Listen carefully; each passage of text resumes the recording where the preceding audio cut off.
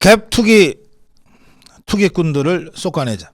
예, 제가 지난 토요일 날 세종시 갑에서 우리 류재화 후보를 밤늦게 인터뷰를 했는데, 그때까지만 해도 더불어민주당의 이영선이라는 자가 살아 있었어요, 후보로. 근데 하룻밤 자고 나니까 이 자가 날아갔어. 갭 투자라고 불리는 투기 혐의 때문에 날아갔는데, 오늘 언론에 재밌는 보도가 나왔어요. 이재명이가 출마한 계양을이 그 갭 투자를 내세운 전세 사기의 피해자들이 수천 명이 있는 곳이라는 거예요.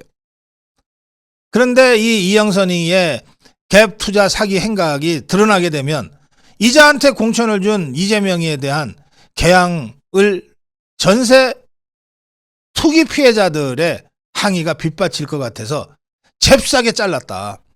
지한테 조금이라도 부담을 줄 것 같으니까 잽싸게 잘랐다고 하는 분석까지 나와 있는 상황입니다. 그럼 이렇게 해서 이영선인가 하는 자를 자르면 끝나는 거냐? 웃기는 소리. 제가 매일 하겠다 그랬죠. 이영선이의 투기 행태 제가 매일 전해드리겠다 그랬죠. 네, 오늘도 다시 전해드립니다. 이영선이가 한 짓은 아파트와 오피스텔을 구입하고 이것을 임대를 줘갖고서 보전금으로 메꾸는 이 방법입니다. 전형적인 갭 투기입니다. 이 이영선이가 이 갭 투자라고 하는 형식으로 투기를 한 이 아파트와 오피스텔을 보면 지역구만 있는 거 아니에요. 경기도 고양 일산 서구 아파트, 인천 서구 검단 아파트, 인천 서구의 또 다른 아파트, 세종 방곡로의 아파트 네 채예요. 돈 될 것 같은 아파트는 전국이 다 대상이에요. 오피스텔도 경기도 화성 동탄의 오피스텔, 경기 수원 영통의 오피스텔, 영통의 또 다른 오피스텔, 대구 달서구 와룡로의 오피스텔, 대전 유성의 도안대로의 오피스텔, 경기 구리 갈매 순화로의 오피스텔. 돈 될 것 같은 오피스텔은 전국 모두가 다 이자들의 투기 대상이었습니다.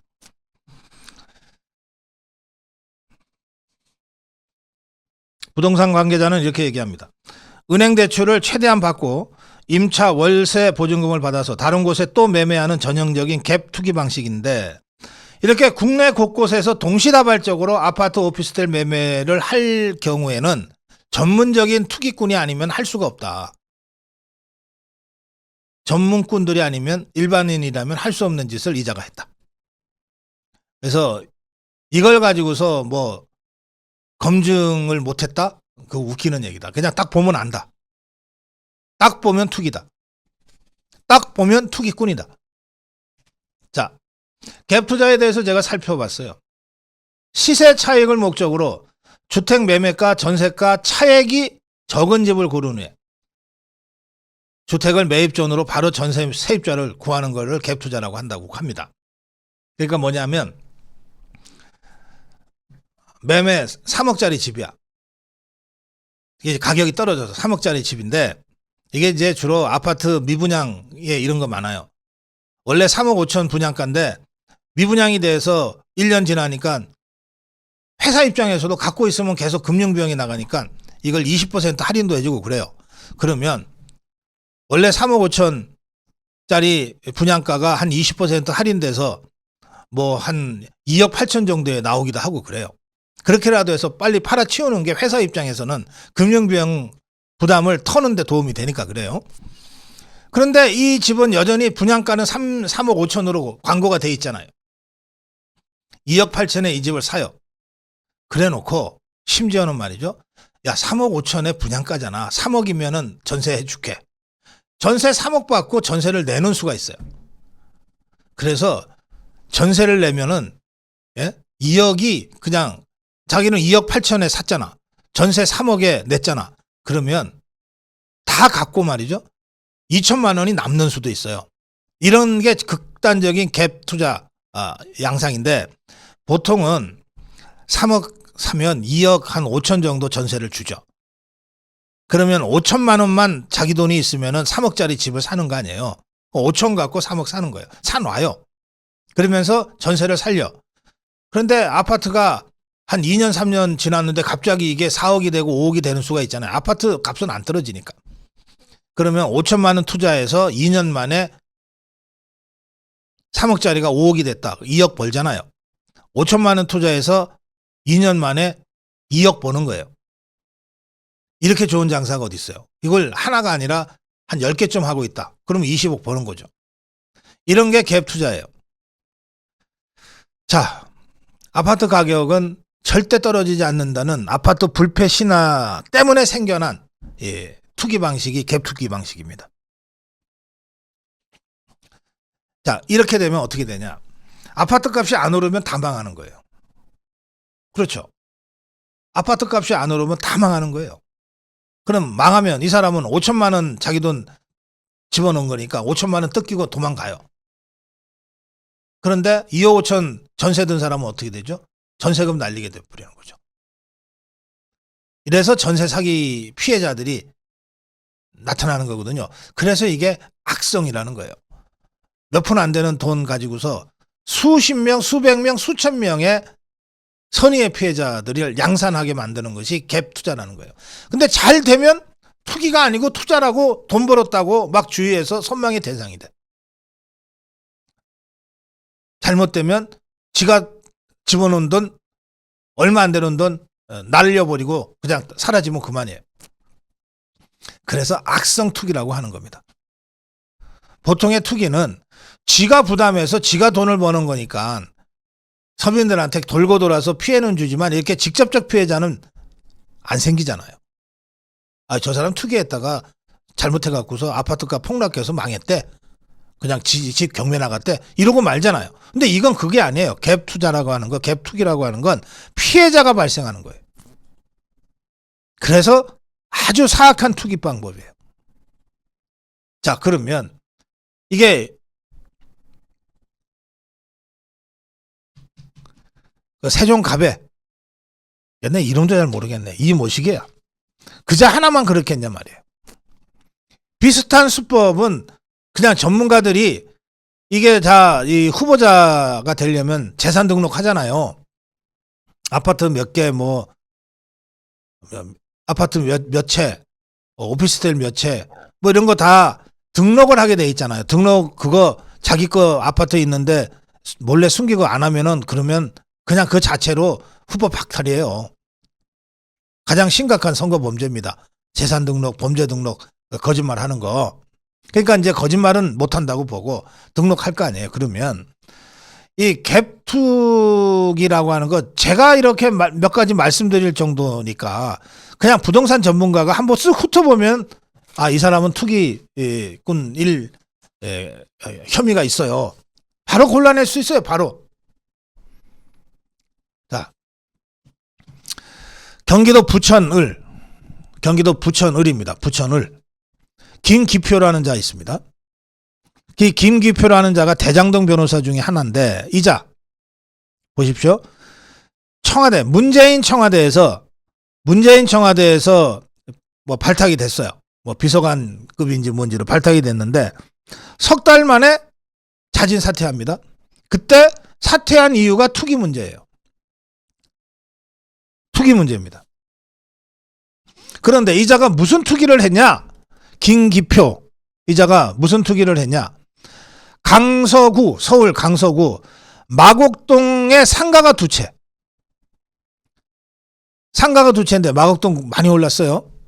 상가가 두 채인데 65억 원이에요. 그런데 부채가 보니까 57억이야. 그러면 65억짜리 상가 두 개를 갖고 있는데 은행빚, 뭐 금융권 빚이 57억이라고 하면 그러면 지 돈은 얼마 들어간 거야? 7억 들어갔네.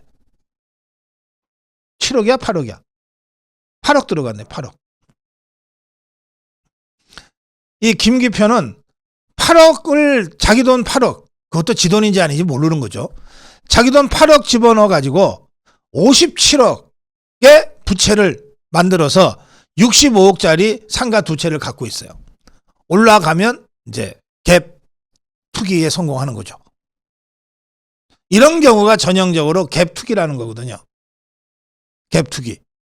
이게 아니면 65억 이게 부채이기 때문에 금융비용이 계속 발생하잖아요.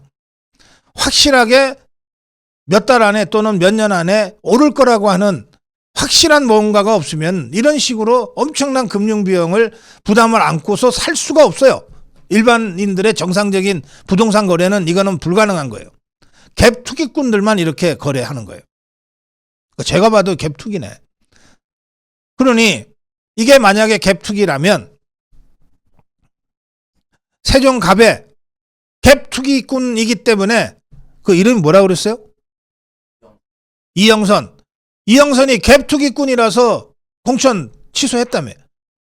그러면 부천 의뢰 김기표 똑같은 갭 투기꾼 같은데 왜 얘는 취소 안 했느냐 말이에요. 뭐가 어떻게 다른데? 자, 이영선이는 갭 투기라서 취소했고 김기표를 그냥 놔두면 갭 투기가 아니라서 취소 안 하는 것이냐? 그러면 갭 투기인지 아닌지 한번 확인해 보자. 이건 전문가들한테 보여주면 된다. 내가 봐도 이건 갭 투기인데. 그러면 이재명 이게 갭 투기는 맞는데 아이 저기는 그래도 10건이나 되고 여기는 2건밖에 안 되잖아. 그래서 봐줬다. 야, 액수로 따져야지. 투기를 하려면 저기는 다 합쳐봤자 37억이고 여기는 2건이지만 합치니까 65억인데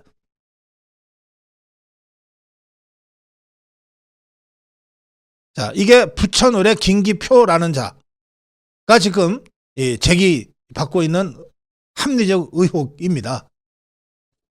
또 있어요. 청주 상당.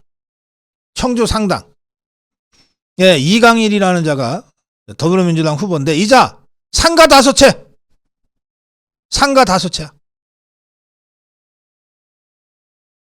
상가 컬렉션하는 취미가 있나? 상가 5채. 이 갭 투기일 가능성이 매우 높아요. 확인해 봐야죠.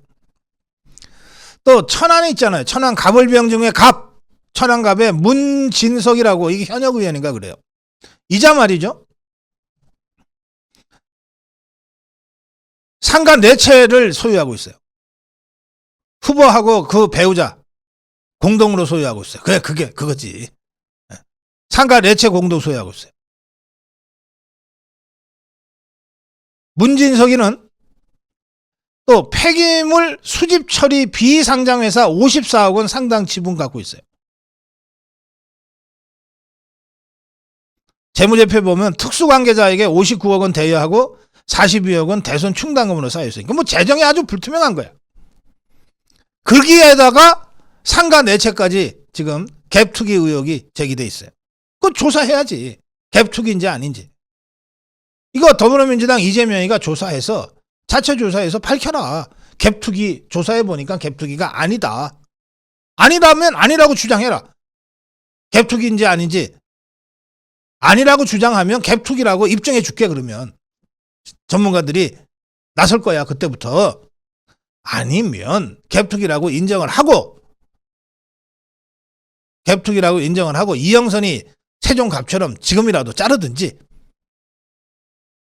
왜 이영선이 자르는데 다른 갭 투기자들은 갭 투기 의혹자들은 그냥 놔두냐고. 니그들 형평에도 안 맞잖아.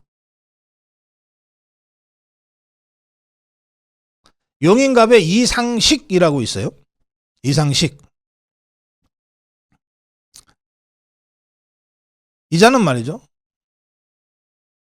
21대 총선 4년 전입니다. 대구경실련 발표에 따르면 이상식 이자는 후보 재산이 28억이야. 배우자 재산이 10억이고. 이것도 엄청 많은 거지. 근데 엊그저께 이제 4년 만에 신고를 했는데 후보 재산이 그 사이에 28억에서 74억이 됐어. 40몇 억이 늘었어. 4년 동안. 그런데 더 황당한 거는 배우자가 59억이야. 49억이 늘었어. 아니 어쨌든 배우자 재산이 5년간 49억이 늘었어. 그러면 상식적으로 세금을 냈어야 될 거 아니에요. 납세 실적이 근데 1,800만 원에 불과해. 1,800만 원. 일반 서민들한테는 엄청난 돈이지만 이 정도 돈을 버는 사람들한테는 1,800만 원은 그야말로 껌값. 이거는 절세가 아니라 탈세 혐의가 매우 강한 숫자입니다. 그러니까 후보 사퇴로 끝날 일이 아니라 이거 형사조치가 불가피하다라고 하는 문제 제기가 되고 있어요. 용인갑 이상식.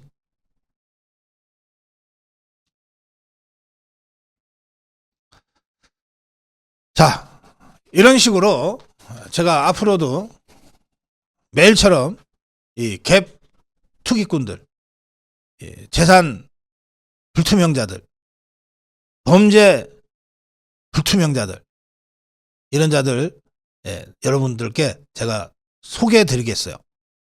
이게 깜깜이 선거처럼 지금 진행되고 있어요. 전부 언론마다 이재명이만 떠들고 다니니까, 더불어민주당에 이재명이만 보여주니까, 이 이재명이 범죄자라고 하는 거 세상이 다 하니까 새로운 범죄 사실이 나타나도 별로 충격도 안 받아. 그래서 그 이재명이를 방패막으로 앞세워가지고 더불어민주당 이 후보들이 전부 투기꾼들, 범죄자들이 다 거기 숨어가지고서 지금 국회 입성을 노리고 있는 것 같아요. 그래서 이재명이는 이재명이고, 야, 좀 비켜봐라, 너 뒤에 숨어있는 이 큰 바퀴벌레 뒤에 쫓아오는 그 작은 바퀴벌레들도 하나하나 조사 좀 해봐야 되겠다. 이거 들여다보니까 이게 뭐 여기는 투기꾼, 갭 투기꾼, 특히 아주 사악하기 짝이 없는 갭 투기꾼. 여기는 뭐 재산이 아주 소명이 하나도 안 돼.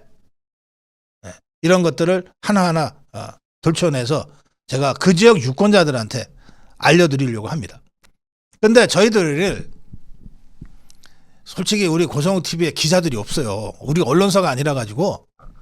그러니까 저 이 방송 보시는 국민의힘 후보들께 또 지역의 우리 자유우파 시민단체들께 제가 좀 부탁 말씀드릴게요.